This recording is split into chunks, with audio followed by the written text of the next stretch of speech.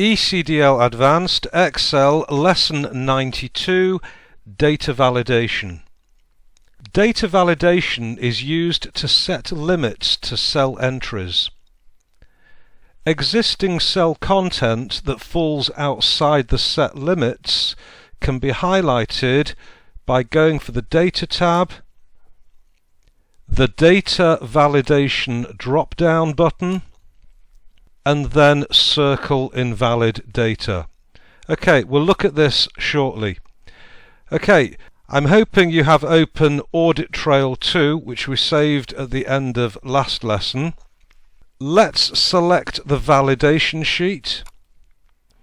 Now, this worksheet contains information about orders received from companies. To make the data entry more efficient, data validation can be added to some of the ranges. All the ranges displayed with a white background contain formulas and are generated automatically. So let's start. To add data validation, highlight the range A4 to A25. Then display the Data tab. Click the Data Validation button to display the Data Validation dialog box. The Settings tab is displayed. In the Validation Criteria section, display the drop-down list under Allow. The options in the data area will change depending on the option selected. So, for example, if I select Date, it will give me options that I could use to validate the date.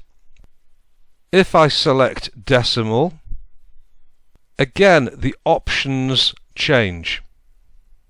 Okay, let's select Whole Number. If anything is selected other than the default Any Value, then the Data option displays the operators between, not between, equal to, not equal to, greater than, less than, greater than or equal to, or less than or equal to.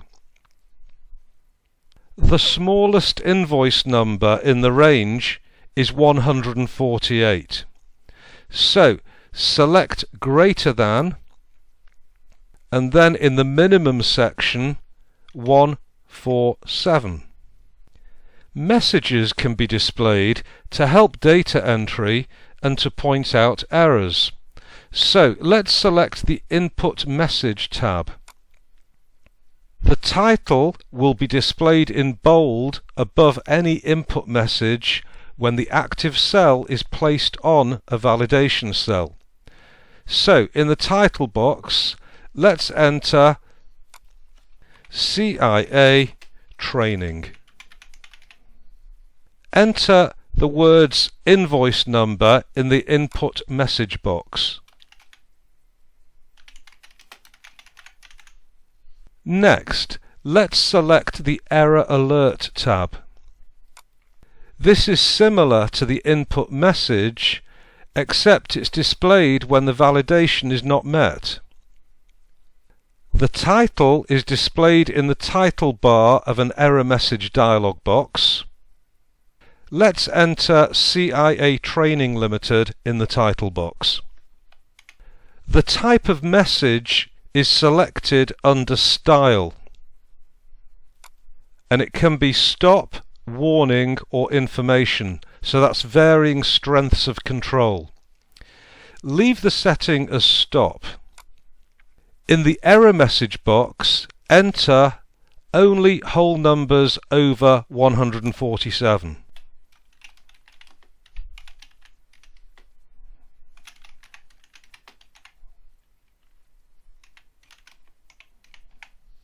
Then click OK to add the validation to the range. As our active cell is A4, the input message is displayed. To test the validation, click on cell A14. Enter an invalid invoice number.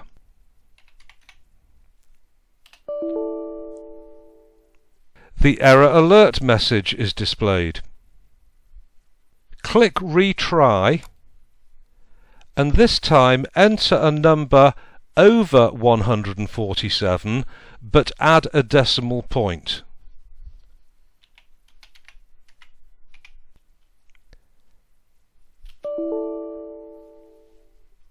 As can be seen, we then get an error message because this is not a whole number. Let's press Retry, and this time enter a valid invoice number, for example 181. The next column contains the invoice date. Select the range B4 to B25, and this time we want to add data validation to accept dates greater than the 1st of January 2012. So, data within the Data Tools group, Data Validation, Settings, Allow only dates, and we want the date to be greater than the 1st of January 2012. Let's now add suitable messages. In input message, title CIA Training, and the input message, enter a date after 01/01/2012. Let's now go for the Error Alert tab. The style wants to be stop. The title, we're again putting CIA Training. And the error message, only dates after 01/01/2012. Okay, let's press OK. Now let's click on cell B14, and we're going to test the data validation by trying an invalid date first, followed by the current date.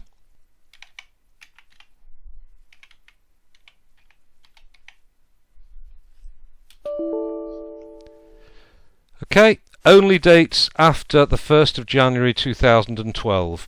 Let's retry, and then let's put in today's date, which right now is the 31st of the 5th, 2020. Okay, the next column contains the invoice time.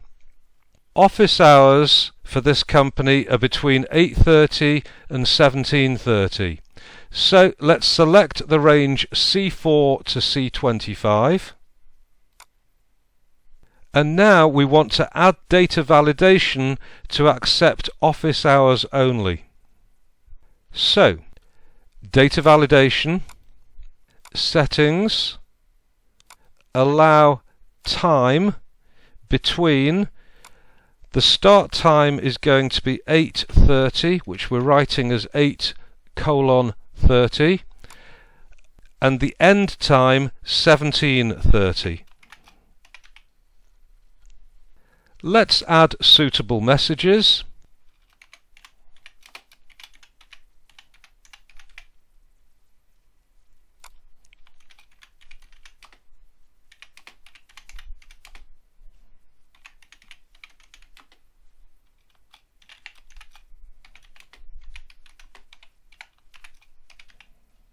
And then for the error message, stop, title CIA Training, and error message,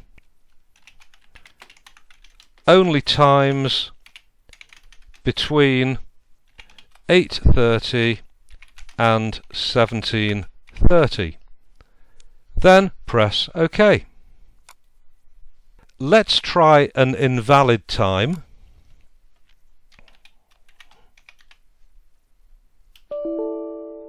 Okay, and then let's retry with an acceptable time.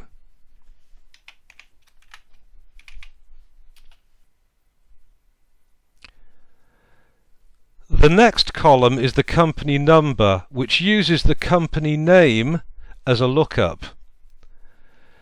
The list on the right is to be used as a list to enter the company name in column E.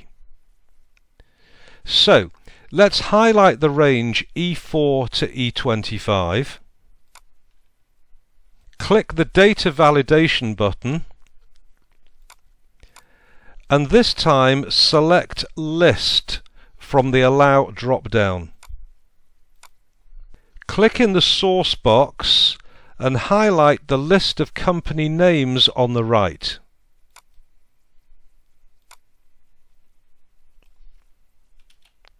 Then press OK. Click on cell E14 and click the drop-down to the right.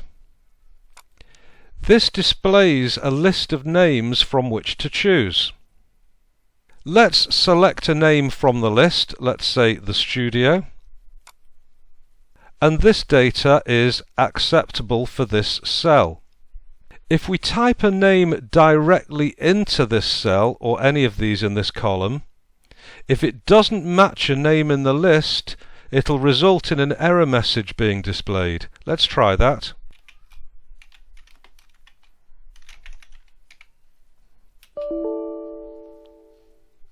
This value doesn't match the data validation restrictions defined for this cell. As an aside, just in case you were wondering, column D is completed automatically after selecting or typing a valid company name by using this lookup table on the right. Okay, let's move on. Column F contains the invoice amount before VAT is added. This column can contain decimals as it's for currency. So let's highlight the range F4 to F25. Click the Data Validation button.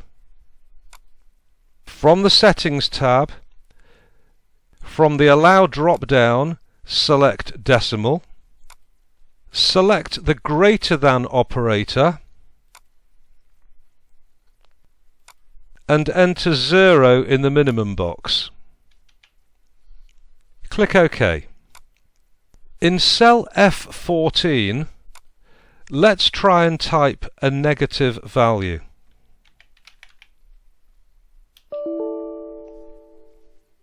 Clearly not accepted. Now let's try a valid number. And as can be seen, the other two columns were completed automatically. Now if you remember earlier I mentioned data validation circles.